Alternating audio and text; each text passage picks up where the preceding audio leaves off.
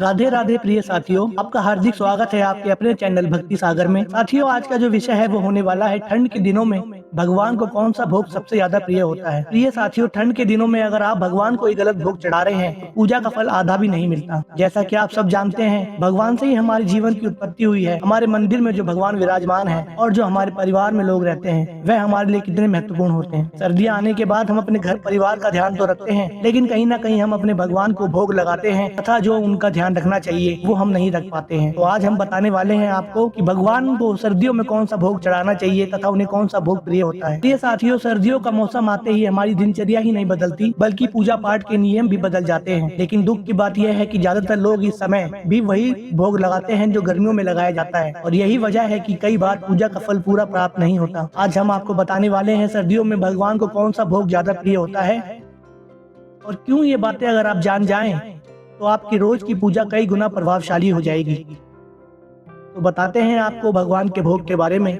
तो प्रिय साथियों, गुड़ हम सबके घरों में पाया जाता है। गुड़ की तासीर भी गर्म होती है। सर्दियों में भगवान को गुड़ बहुत प्रिय होता है कि गुड़ गर्म तासीर का होता है और शरीर को ऊर्जा देता है। शास्त्रों के अनुसार ठंड में गुड़ का रोज भोग लगाने से घर में सुख शांति संपत्ति बढ़ती है और स्वास्थ्य भी अच्छा रहता है।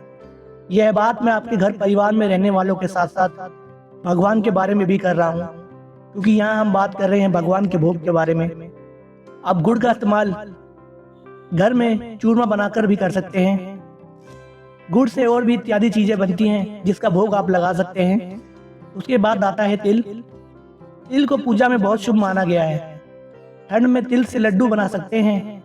तिल गुल या तिल मिश्री भगवान को जरूर चढ़ाना चाहिए। ये ना केवल भोग के रूप में शुभ है बल्कि नकारात्मक ऊर्जा को भी दूर करता है। सूजी का हलवा, गर्मा गर्म हलवा सर्दियों का सबसे प्रिय भोग माना जाता है। विशेषकर रविवार और गुरुवार को हलवा जरूर बनाएं। हलवा घर में सौभाग्य और सुख शांति बढ़ाता है। खीर या दूध, ठंड में दूध को थोड़ा गर्म करके ही भोग लगाना चाहिए। गर्म खीर को सात्विक भोग माना गया है जो देवताओं को बहुत प्रिय होता है। मूंगफली तथा चना, ये दोनों भी गर्म तासीर वाले होते हैं।